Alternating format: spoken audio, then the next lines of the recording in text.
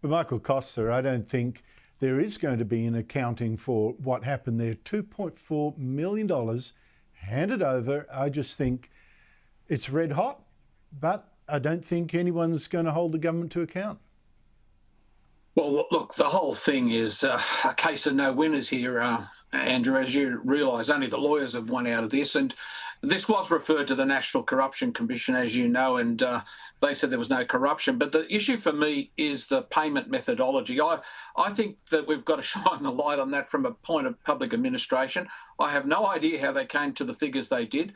And if there was a percentage included for an alleged cover-up, that needs to be documented and exposed so the public knows what it is.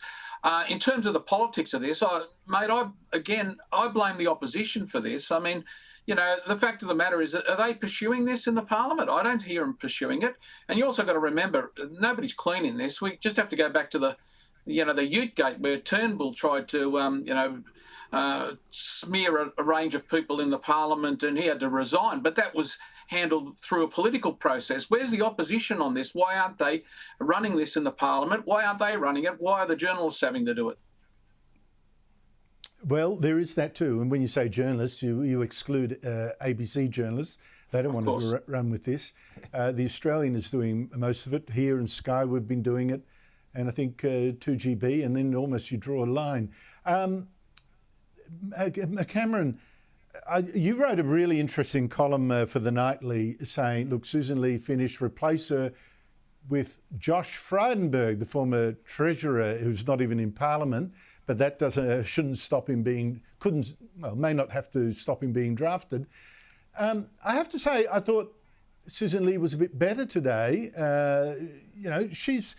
Give her credit. She's got the Liberals to junk the net zero target that's so disastrous. And today she and the energy spokesman tried to turn the attack onto Labor. Here they are.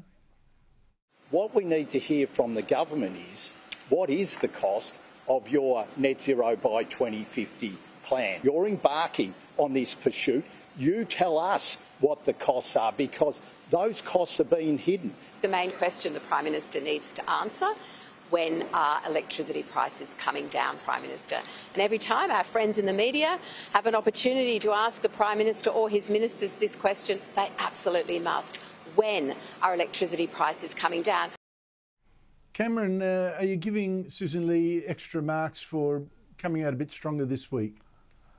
Well, no, unfortunately, Andrew. I mean, I think the thing is that she was brought kicking and screaming to the position on net zero. I mean, the Conservatives of the Liberal Party actually brought her to this situation, not her moderate mates.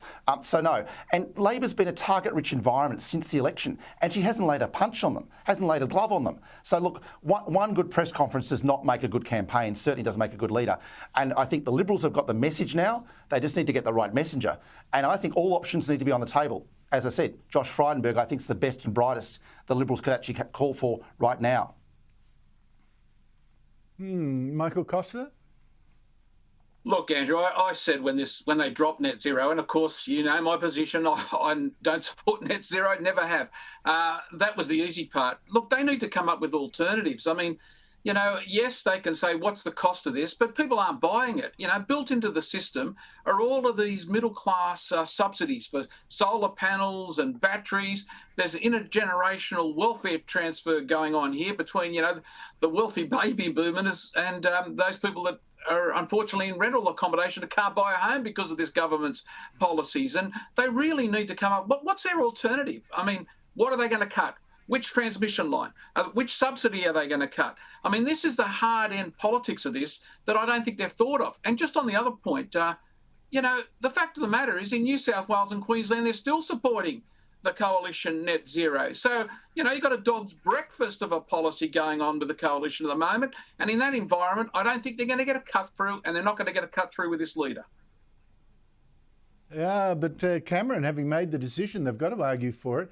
And I don't really get, you know, what are the Liberals going to do? What are the Liberals going to do? Where are the details? Look, the government is absolutely united. It's got a policy, and it's absolutely a dog's breakfast, creating chaos and pain around the land. I mean, how about looking at that? Well, that's right, Andrew. But the Liberals have finally, I think, got some comparing and contrast. I mean, you know, dumping net zero gives them something to actually work with, finally. Like this, rather than being me too with Albo, they've actually got some compare and contrast. And you and I have discussed this, Andrew. I mean, you know, they've actually got a position now. I think they've just got to get the right messenger.